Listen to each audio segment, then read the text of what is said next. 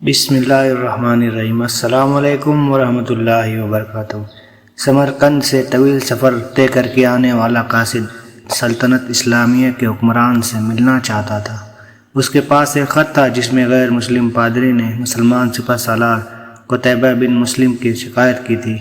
پادری نے لکھا، ہم نے سنا تھا کہ مسلمان جنگ اور حملے سے پہلے قبول اسلام کی دعوت دیتے ہیں۔ اگر دعوت قبول نہ کی جائے تو جزیت دینے کا مطالبہ کرتے ہیں، اور اگر کوئی ان دونوں شرائط کو قبول کرنے سے انکار کرے تو جنگ کے لیے تیار ہو جاتے ہیں۔ مگر ہمارے ساتھ ایسا نہیں کیا گیا اور اچانک حملہ کر کے ہمیں مغلوب کر لیا گیا ہے۔ یہ خط سمرقند کے سب سے بڑے پادری نے اسلامی سلطنت کے فرما رواں حضرت عمر بن عبدالعزیز کے نام لکھا تھا۔ اس قاصد کا تیز رفتار گھوڑا اس کے ہمراہ تھا۔ وہ مہینوں کا سفر ہفتوں میں طے کرتا حلب پہنچ گیا۔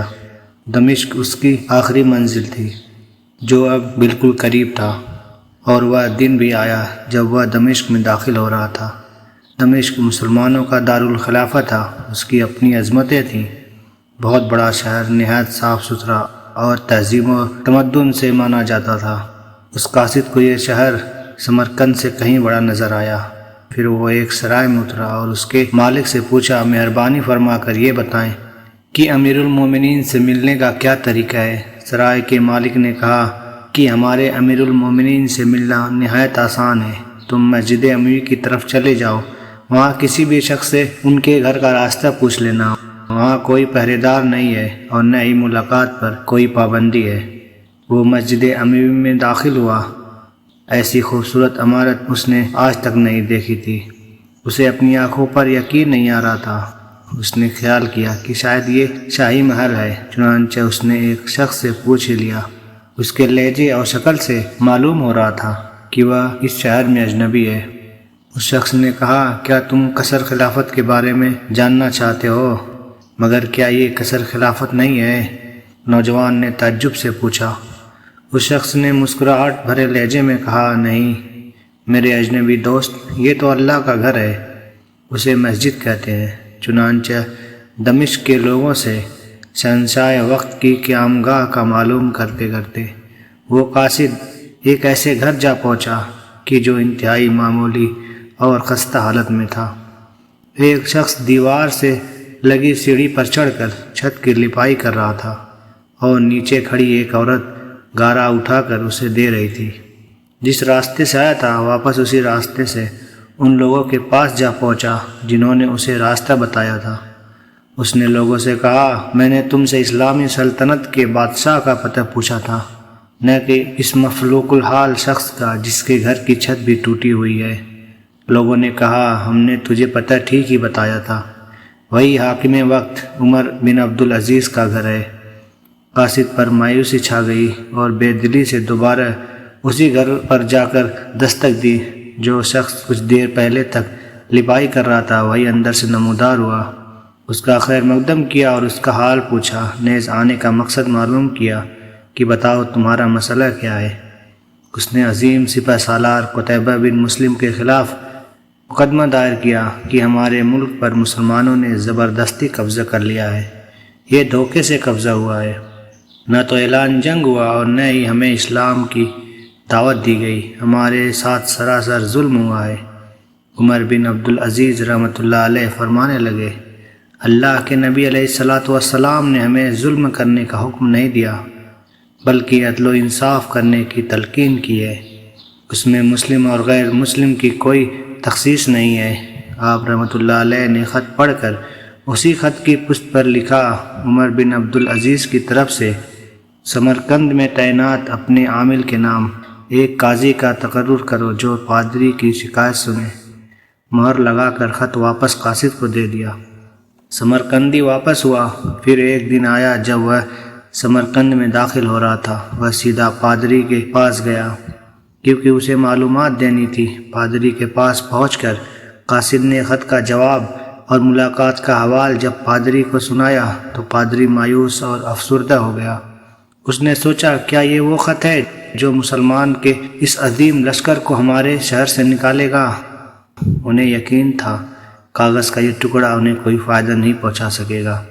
مگر کوئی اور راستہ بھی نہ تھا۔ چنانچہ خط لے کر ڈرتے ڈرتے امیر لشکر اور حاکم سمرقند کے پاس پہنچے۔ حاکم نے خط پڑھتے ہی فوراً ایک قاضی کا تعین کر دیا جو اس کے اپنے خلاف سمرقندیوں کی شکایت سن سکے، اور پھر وہ دن بھی آ گیا جس کا اہل سمرقند کو انتظار تھا۔ بے شمار لوگ اس تاریخی مقدمے کی کارروائی سننے کے لیے چلے آئے۔ عدالت مسجد میں لگی ہوئی تھی۔ وہ پادری بھی مقدمے کی پیروی کے لیے حاضر تھا۔ مسلمانوں کا سپہ سالار امیر اور فاتح قتیبہ بھی حاضر ہے۔ سب کے سب قاضی کے لیے سراپا انتظار بنے ہوئے ہیں۔ پادری کس بات کی امید اور مقدمے لے آیا ہے، ذرا غور کیجئے۔ یہ کہ ایک فاتح قوم مفتوح علاقوں سے نکل آئے۔ مقدمہ جس شخصیت پر دائر کیا گیا ہے وہ عظیم قائد اور سپہ سالار ہے۔ نگاہیں مسجد کے دروازے کی طرف لگی ہوئی ہیں کہ کب قاضی داخل ہوتا ہے۔ حاضرین کو بہت زیادہ انتظار نہیں کرنا پڑا۔ ایک چھوٹے قد اور نحیف جسم والا شخص معمولی لباس پہنے، سر پر عمامہ رکھے ہوئے دروازے سے داخل ہوا۔ اس کے پیچھے اس کا غلام تھا۔ لوگوں میں سناٹا چھا گیا۔ بعض نے اپنی انگلیاں منہ میں دبا لی۔ اچھا، یہ ہے مسلمانوں کا قاضی، یہ پادریوں اور سپہ سالار قتیبہ بن مسلم کے درمیان فیصلہ کرے گا۔ قاضی نے مسجد کے کونے میں اپنی نشست سنبھالی۔ اس کا غلام اس کے سر پر کھڑا تھا۔ بغیر کسی لقب کے امیر کا نام لے کر اسے بلایا کہ وہ عدالت کے سامنے حاضر ہو۔ امیر شہر حاضر ہوا۔ عدالت نے اسے بیٹھنے کا اشارہ کیا اور پھر غلام نے پادریوں کے سردار کو بلایا جو امیر کے ایک طرف بیٹھ گیا، اور پھر عدالت کی کارروائی شروع ہوئی۔ قاضی نے پادری سے پوچھا، کیا دعویٰ ہے تمہارا؟ پادری نے کہا، قتیبہ کے لشکر نے بغیر کسی پیشگی اطلاع کے ہم پر حملہ کیا۔ نہ تو اس نے ہمیں اسلام قبول کرنے کی دعوت دی تھی اور نہ ہی ہمیں کسی سوچ و وچار کا موقع دیا تھا۔ قاضی نے حاکم کو دیکھ کر پوچھا، کیا کہتے ہو تم اس دعوے کے جواب میں؟ حاکم نے کہا، قاضی صاحب، جنگ تو ہوتی ہی فریب اور دھوکہ ہے۔ سمرقند ایک عظیم ملک تھا۔ اس کے قرب و جوار کے کمتر ملکوں نے نہ تو ہماری کسی دعوت کو مان کر اسلام قبول کیا تھا اور نہ ہی جزیت دینے پر تیار ہوئے تھے، بلکہ ہمارے مقابلے میں جنگ کو ترجیح دی تھی۔